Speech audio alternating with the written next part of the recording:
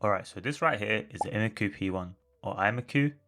Honestly, I'm not sure how you say it, and I'm not going to pretend I do. So from now on, we're just calling it the P1. It's a new release from a brand that sort of just popped out of nowhere for me, but the design, very familiar. If you've seen the SteelSeries Prime wireless before, yeah, this is basically its long lost twin. Just cheaper, lighter, and now rocking 8K polling rate. Now, a quick disclaimer, MetKeys did send this mouse over for review, but as always, everything based on my own testing experiences. Trust me, they don't pay me to say anything nice. So inside the box you get the mouse itself, an 8K dongle, a USB cable, some spare skates, and that's all. Nothing fancy, but they covered the basics. This mouse comes in at 55 grams, it's 25 grams lighter than the Prime Wireless, which makes a surprising difference when you use it in game. The weight balance is solid too, nice and central. It doesn't feel front or back heavy, it's just well balanced. Now, I'll keep it real, I had my doubts about the build quality. It's a clone from a brand I've never heard of, so expectations were pretty low. But the build, not bad at all. No rattles, no weird noises, and it doesn't feel like it's made from leftover plastic. That said, there is a small amount of flex on the left side, right under the side buttons. It's not something I noticed during actual use, I only found it when I was squeezing the shell like a stress ball, but it's there. The shape is basically a one-to-one copy of the Prime. I don't have the original Prime on hand to compare anymore, but according to ELO shapes, God bless ELO, it's almost identical. Now if you're someone who's been tracking new releases, you probably know that Zappin and Dharma both released their own versions too. But their takes are a bit smaller, somewhere between the Prime and the Prime Mini. That's why I wanted to try the P1 specifically. It's the closest thing to the full-size Prime that people already love. For reference, I've got 18x9cm hands, and I found the P1 super comfortable in claw and palm grip. The shape just works. And those sharp looking angles, yeah they look uncomfortable, but in reality they're a total non-issue. Kind of like pineapple on pizza. Not nearly as offensive as it seems. As for the coating, it's fine. Not amazing, not bad. The black version can pick up fingerprints like it's collecting evidence, but in the hand, it feels decent. Dry enough to not get slippery mid-game. I don't feel like I need grip tape, and that's good enough in my book. Let's talk about the skates. Actually, let's complain about them.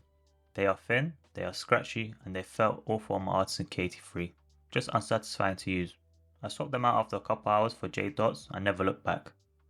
Also, a quick heads up. When you're removing the skates, there's another white layer underneath. You need to peel that off too if you want access to the screws. It took me longer than I admit to figure that one out. The main clips use the Kale white blade switches. They feel good, nice tactility, spamble, nothing mushy.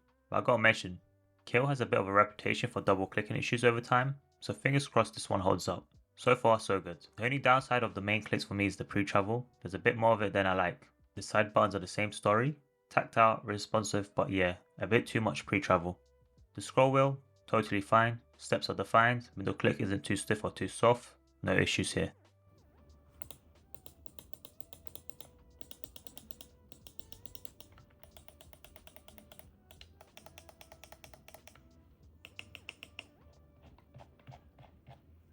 I'm not going to bore you with graphs and latency charts, you know the drill. If something feels off enough to be noticeable, I will let you know. But here, the 3950 sensor did its job just fine. Now about that 8K polling rate. The mouse is advertised as support 8K wireless, and you can change it in the software, but when I swap the setting to 8K, it automatically switches the performance mode to accorded.